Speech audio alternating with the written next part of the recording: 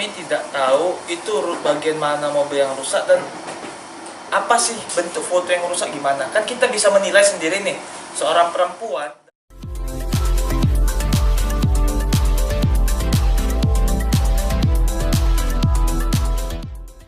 Jangan lupa ya di-subscribe dan nyalakan lonceng notifikasinya.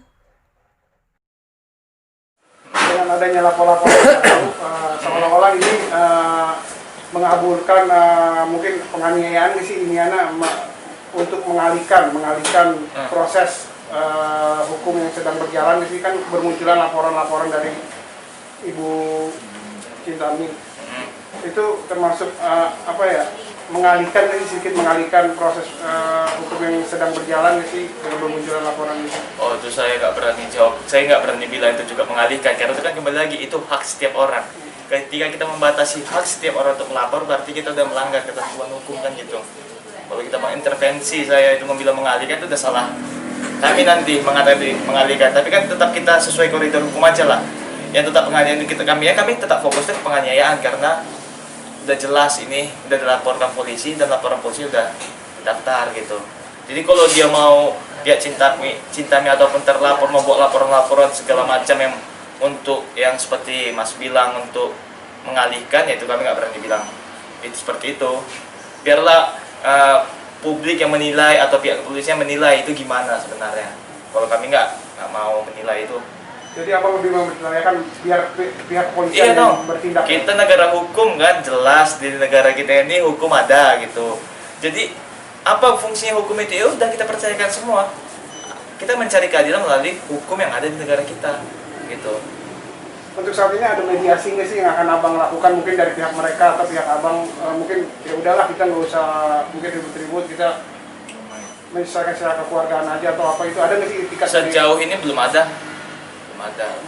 Sedangkan panggilan laporan polisi aja kan belum, kemarinnya sempat mangkir gitu kan, tidak hadir ya gitu. Ya untuk pemberitahuan ke kami ataupun ada upaya mediasi itu kan sejauh ini belum ada, baik dari pihak Cintaminya ataupun dari pihak kepolisian untuk memfasilitasi mediasi biasanya gitu kan. Menurut prosedur hukum seperti itu belum ada sejauh ini. Dari pihak sebelah mengatakan katanya mereka menduga ada pihak yang ingin terkenal atau cari panggung dalam kasus ini karena nama besar dari Cintami Atmanegara. Gini, dia korban, kami lawyer. Si Dea tidak mengetahui hukum itu gimana, karena apa? Kan tidak semua orang mengetahui hukum secara pasti. Kami lawyer, kami tahu hukum. Ketika kami melihat seseorang ataupun ada korban mendapat penganiayaan, itu yang kami cari cuma satu, ya keadilan, itu aja. Tidak ada selain itu. Karena apa? Waktu pertama kali kejadian, kami tidak melakukan konferensi pers langsung ke media, tidak ada. Bisa kami pastikan, kami melakukan laporan polisi. Kami sudah membuat laporan polisi, baru setelah itu media meliput kami. Gitu. Kalau kami memang benar-benar seperti tadi pernyataan mau panjat pansos, istilah-istilah zaman sekarang seperti itu, kami pasti melakukan klarifikasi ke media dulu baru ke kepolisian. Tapi kami kan tetap melakukan proses hukum. Ketika terjadi penganiayaan, yang kami buat itu laporkan ke polisi, bukan untuk mengklarifikasi di media.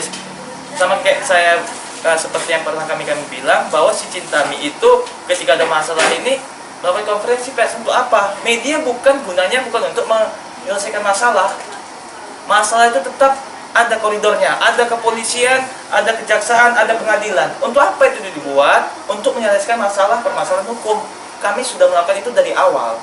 Jadi ketika media mau meliput itu bukan langsung dianggap itu upaya kami melakukan pansos gitu. Tapi gara-gara ini kami berurusan dengan salah satu tokoh publik, makanya kami kena liput sama media gitu. Itu aja. Tapi kami kalau secara hukum kami tetap melakukan laporan polisi. Terbukti tanggal 31 Juli ya kejadian, seminggu kemudian buat visum, langsung kami buat laporan polisi. Baru setelah laporan polisi jadi, barulah media mendatangi kami. Kami melakukan klarifikasi melewat media. Itu aja. Jadi pansosnya di mana gitu? Gak ada pansos di sini. Kami hanya mencari keadilan. Itu aja, cukup. Mbak, terkait laporan pengerusakan mobil, apakah benar itu dilakukan? Seperti tadi yang lawyer saya sudah bilang ya, itu pada video yang ada itu mobilnya baik-baik saja, tidak ada yang rusak. Dan pada klarifikasi security yang pertama juga mobilnya tidak, dia berkata bahwa mobilnya tidak ada kerusakan di situ. Lalu kemudian setelah beberapa sebulan kemudian kenapa mobil itu rusak kan jadi pertanyaan gitu kan. Artinya kan ketika ada muncul laporan, berarti kan ada perbuatan yang diduga mengarah kepada pengerusakan, gitu loh.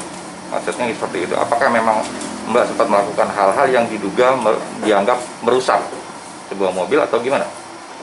Memang saya mengakui di situ saya sempat menendang mobil Alif gitu, tapi tidak sampai rusak. Kan saya juga wanita yang nggak mungkin bisa merusakkan mobil sampai rusak. Bagian mana yang ditendang Mbak? Pintunya. Hanya pintu aja.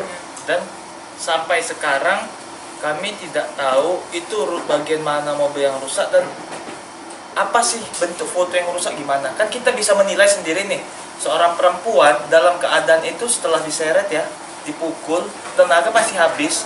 Semana kuat sih kaki itu bisa menendang kalau memang betul-betul separah yang memang seperti yang dilaporkan gitu. Sampai itu bisa dibilang pengerusakan terhadap mobil gitu. Kan belum ada nih, kami juga belum menerima panggilan dari kepolisian soal pengerusakan mobil. Jadi mungkin kami bisa menjawab secara yang detail atau gimana itu mungkin setelah ada panggilan gitu kan, baru dibuktikan sama kami ini mobilnya rusak, mobil yang merek Vios ya, merek Vios rusaknya gimana, itu kan bisa dibuktikan kalau memang pakai alat itu dirusak atau pakai alat tubuh. Dan waktu kejadian penganiayaan itu gak ada alat yang digunakan sama sekali sama dia, hanya fisik sendiri, itu aja. Artinya menendang ini dalam bentuk upaya perlawanan atau melampiaskan kekesalan? Mungkin lebih ke melampiaskan kekesalan ya, karena saya dari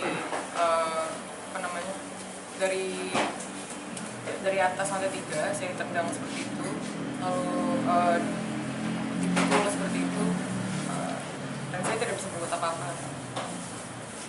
Itu yang saya tahu, saya lihat kemarin kan katanya kaca mobilnya kan ada yang itu ya, ada yang retak gitu kaca mobilnya. Apakah mungkin yang ditimpa sama bangku itu benar nggak?